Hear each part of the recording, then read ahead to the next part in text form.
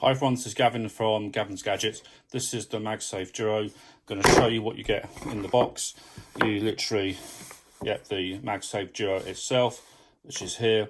You do get this cable, and that's about it. So this is USB-C to Lightning. Lightning goes into this end.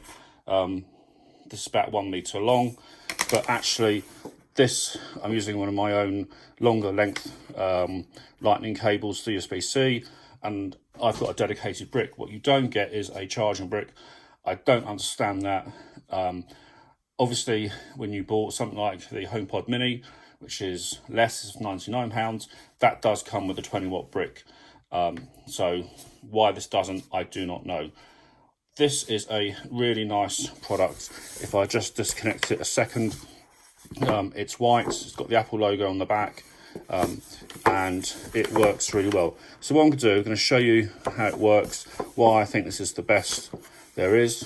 So let's just tilt that up and make sure I've got enough slack here. So literally you can put your iPhone on like so, and you can then take your iPhone and ping that charges, and that's really nice. So this literally is a fantastic product. It's really ultra slim.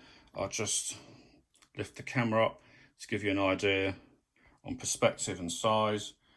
I do like the profile of this, being so slim. But what also is really nice, this is why this makes such a good travel companion, is this folds. Now listen to this. Did you hear that? I'll do it one more time. I'll do it again. And this literally can fit in any pocket. To give you a size comparison, here's AirPods Pro.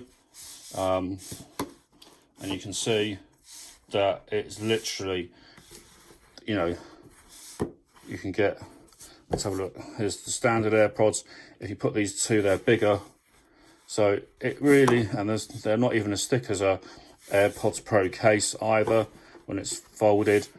Just so, the profile is so slim, and it's just a fantastic little product. Is it expensive?